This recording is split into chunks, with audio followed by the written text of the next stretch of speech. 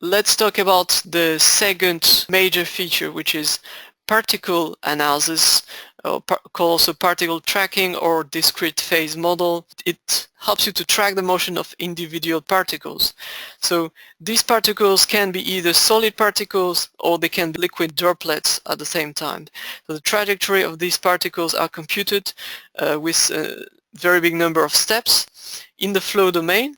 And as you know, the mass and the surface area of each particle, at each step the solver can compute the balance of the forces acting on those particles.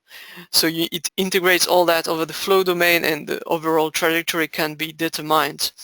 So unlike the continuous phase where the material flows through the grid cells, DPM moves particle where each particle has its own coordinate.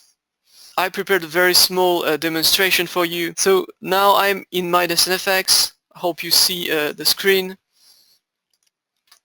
So what I'll do is that I simply create a new project. So I click on new. So I'll try to not go too fast, but to not to go too slow as well, because some of you will fall asleep. This is not the purpose. So here you have in 2D, so I'm doing axis symmetric CFD analysis.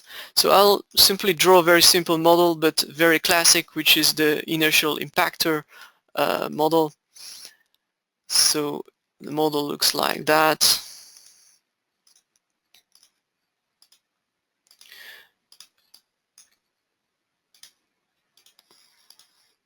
Okay, so in a few steps I created this surface for my model. Now I have to create the material for the fluid. So let's go in the CFD tab, fluid, and this will be air fluid. So I just associate the air like that, and I will just mesh this model. I have to create a CFD property going with it. So I mesh this model with a mesh size of 0.01, which should be small enough. Okay, I got my meshed model. Now next step is to assign the boundary condition. So I'll assign first the normal flow boundary condition as in every CFD analysis. So here on you have the inlet in this side, so it will be 0.01 meter per second. So actually this is a webinar for US, so I should be using US unit, but I'm sorry, I'm still using meters. I hope it's okay with you. So now let's look at the wall condition. So you see that in the wall you have few options that have been added. So the first one is particle wall type, wall adhesion. So this is another option not related.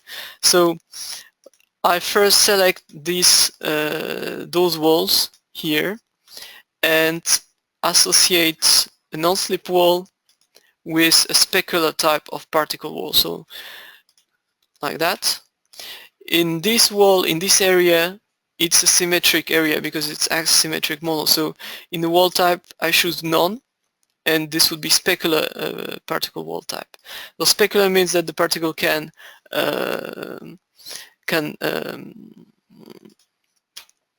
how say can I don't know, I forgot the word, sorry. So here no slip and deposition. So this wall here, deposition area, click on OK. So now the condition for a CFD are finished, except for the particles. So the only thing you have to do left is just tell where you will input these particles. So let's go into particle distribution, which have been added, and first thing to do is to create particle. So you have a small database here of a few materials you can use for the particles. So let's choose glass particles, for example. So these are solid particles. Then you have the choice between considering the total mass of those particles or the particle numbers. So here I'll choose the number. Let's input 1000 particles. This is the position distribution, so the initial area where the particle will be input. So let's assign it like that, 0.1. 0.4, and in Z direction it will be 0. So if I do preview, oh, you see this is the domain here. So now I want the full domain, so I have to increase the maximum X to 0.2. Okay, I have this area. And if you want to increase that, you see you just have to change a bit the area to increase the area of input of the particles. Then the radius here is the average radius of the particle. So let's put it like that. And the initial velocity is 0.01. Okay, so now I input my particles. Now everything, the model is set up. The only thing I have to do is to create an analysis case and run the analysis. But before I do that, I just have to explain a bit what are the possibilities. So we have two types of particles. So you can either fully couple them with the flow, so analyze a two-way interaction between flow and particles. So particles have an impact on the flow has an impact on the particles. You can also first calculate the flow and then use this as a restart condition to calculate the trajectory of the particles. So this is what I will do because it will be faster. So let's create first steady-state CFD analysis. Go in the analysis control. So fluid flow analysis, 1000 steps, looks good. So I will be in laminar condition, so I just changed the turbulence model. Okay, and let's go to solve this. So now you'll have to wait a few seconds that the solvers complete this.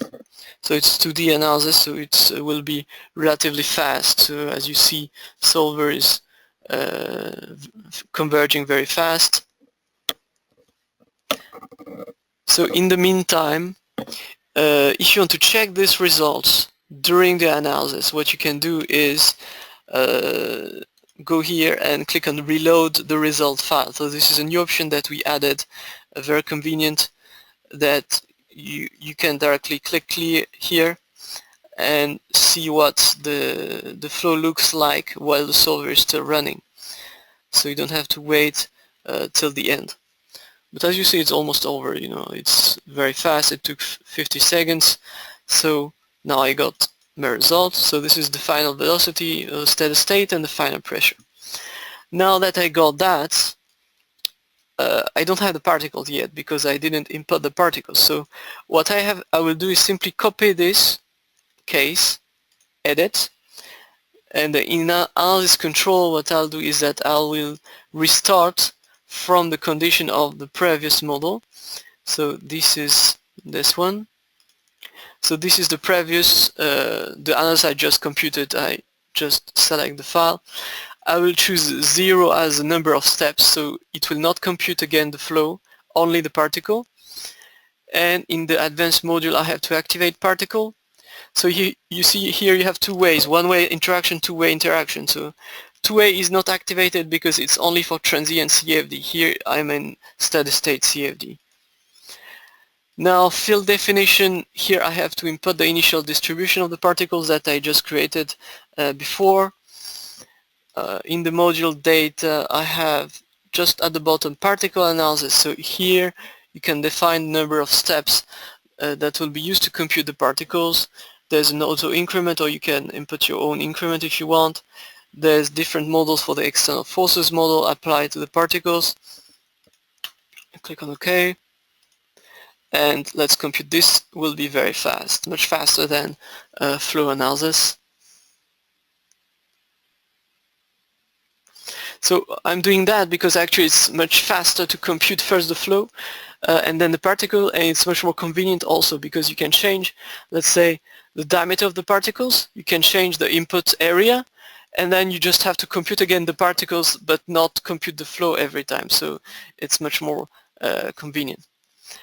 So now let's look at the particle I get, and you see particles are going down and they are going like that along this area. So this is the reaction of the particles. So if I want to change, let's say, the diameters or something, I only have to open the work tree, edit, and here you can change the sphere radius the velocity, you can change the position distribution and all that. Okay, it's all for this